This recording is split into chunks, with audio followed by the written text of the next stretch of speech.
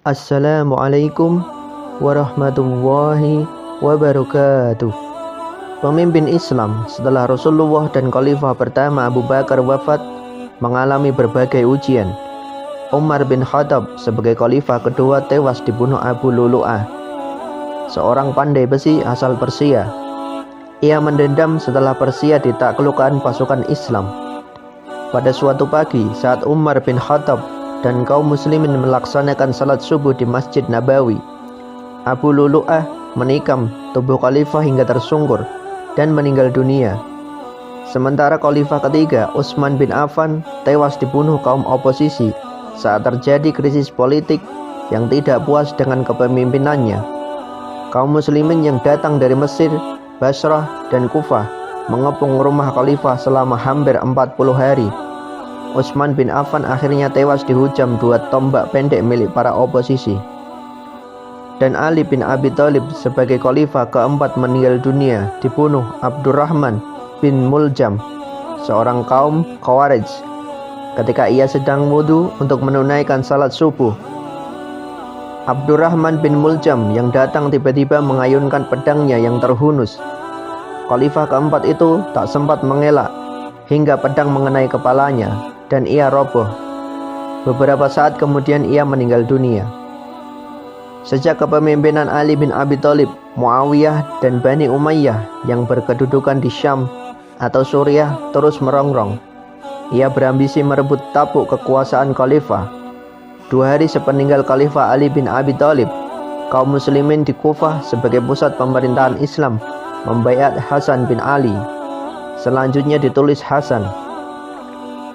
Menurut Al-Hamid Al-Husaini dalam Al-Husain bin Ali, pahlawan besar dan kehidupan Islam pada zamannya. Beberapa saat sebelum Ali bin Abi Thalib wafat, salah seorang sahabatnya bertanya apakah para pengikutnya harus membaiat salah satu putranya, yakni Hasan. Ali bin Abi Thalib menjawab, "Aku tidak menyuruh dan tidak melarang." Mulanya Hasan enggan menerima pembaiatan dirinya sebagai khalifah, tetapi dia didesak penduduk Kufah sehingga akhirnya menerimanya. Keengganan itu tampak sekali dari sikapnya yang pasif selama 2 bulan sejak dibaiat sebagai khalifah. Selama itu ia tidak mengambil langkah apapun terhadap ancaman Muawiyah bin Abu Sufyan di Syam yang sudah siap siaga hendak mencaplok seluruh dunia Islam. Karakter Hasan yang lebih menyukai perdamaian membuat ia mengirim surat kepada Muawiyah. Isinya mengajak Muawiyah untuk bergabung bersama orang-orang yang telah membaiatnya sebagai khalifah.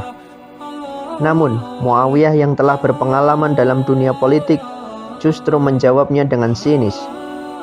"Jika aku yakin bahwa engkau lebih tepat menjadi pemimpin daripada diriku, dan jika aku yakin bahwa engkau sanggup menjalankan politik untuk memperkuat kaum muslimin dan melemahkan kekuatan musuh, tentu kedudukan khalifah akan kuserahkan kepadamu," jawabnya.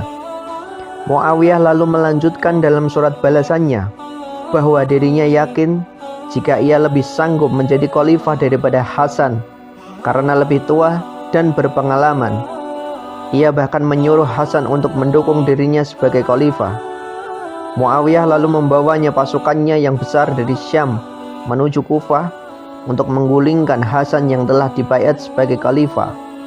Mendengar kabar pergerakan pasukan Muawiyah, Hasan mengumpulkan penduduk Kufah untuk bersiap melawan pasukan tersebut.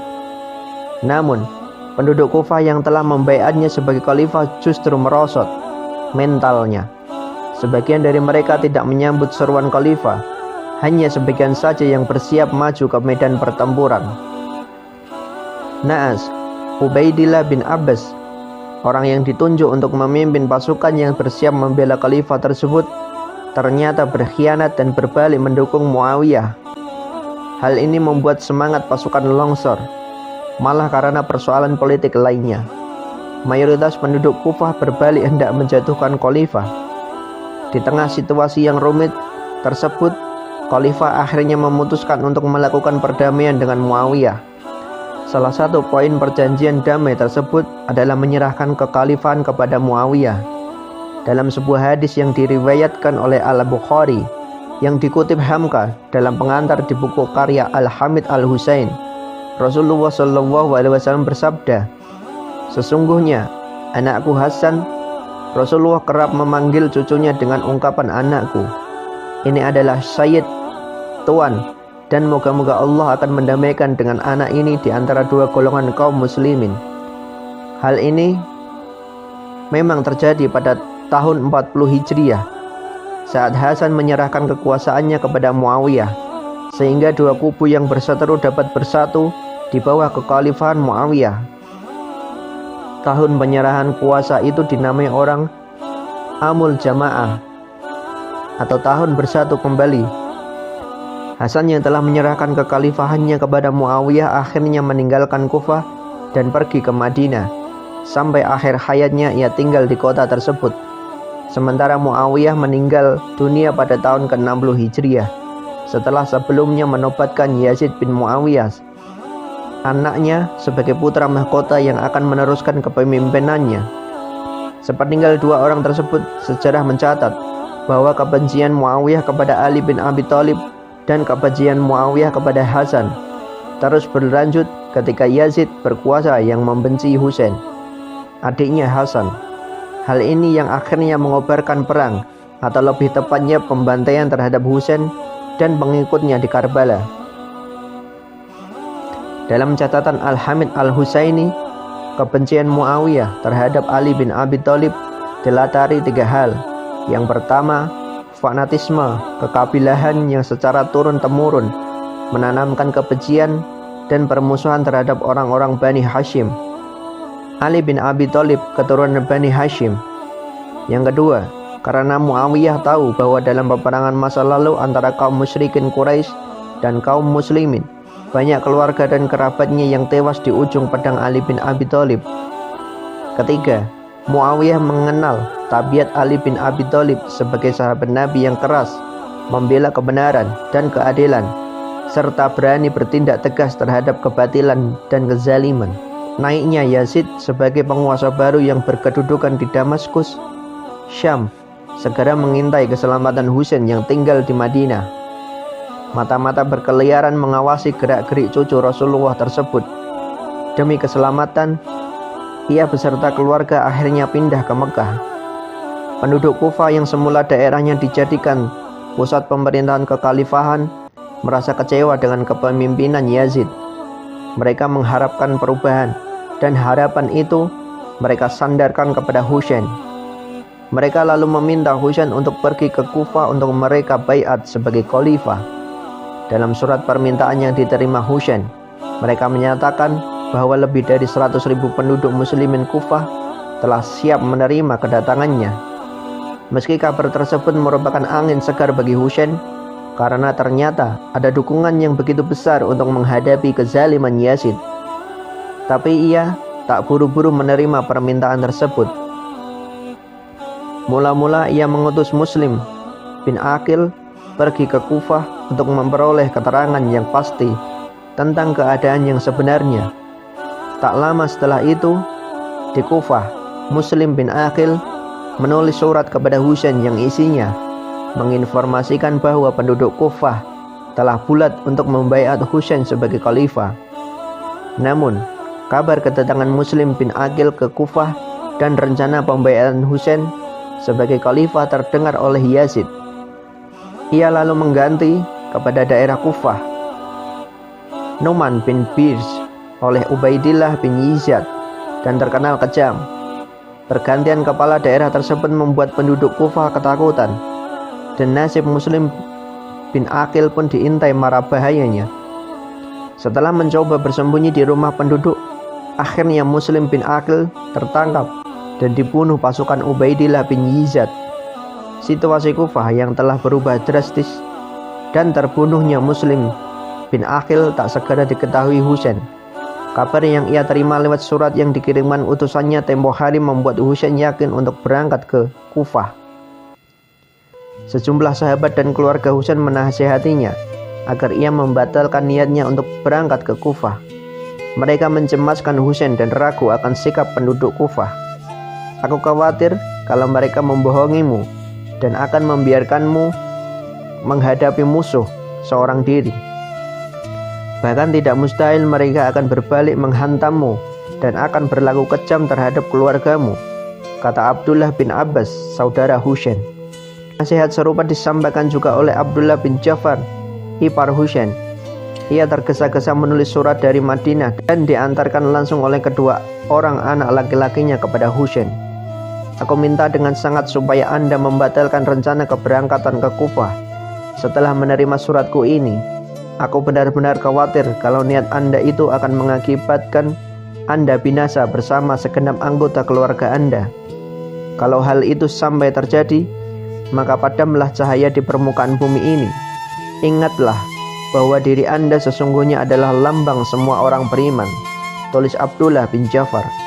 Namun semua nasihat dan kekhawatiran yang terpancar dari keluarga dan para sahabat tidak berhasil membatalkan niat Husain untuk pergi ke Kufah. Keharuan menyelimuti penduduk Mekah saat mereka akhirnya terpaksa melepas Husain dan rombongannya yang hendak menuju Kufah pada 18 Dzulhijjah tahun ke-60 Hijriah. Sebelum tiba di Kufah, Husain mengutus Qais bin Mashar As-Saidawi untuk pergi ke kota tersebut untuk memastikan kembali situasi Kufah. Namun naas, Qais bin Mashar As-Saidawi tertangkap Ubaidillah bin Ziyad dan pasukannya, lalu ia dibunuh. Saat Qais bin Mashar As-Saidawi pergi menjalankan perintahnya, datang kabar kepada Husain tentang kematian Muslim bin Aqil dan situasi Kufah yang telah berubah. Namun Husain beserta sebagian rombongan terus melanjutkan perjalanan menuju Kufah.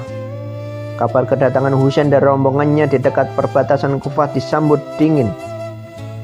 Penduduk Kufah yang konon lebih dari 100.000 orang menyatakan janji setianya kepada Husain. Kekhawatiran keluarga dan sahabat Husain di Mekah yang menasihatinya agar tidak berangkat ke Kufah ternyata benar. Rombongan Husain tiba di Karbala pada 2 Muharram 61 Hijriah di bawah pengawasan ketat pasukan berkuda utusan Ubaidillah bin Ziyad yang dipimpin oleh Al-Hur bin Yazid At-Tamimi. Sementara Ubaidillah bin Ziyad, sang kepala daerah Kufah, kemudian menyiapkan pasukan tempur berkekuatan 4.000 orang dengan bersenjataan lengkap yang dipimpin oleh Umar bin Sa'ad bin Abi Waqqas.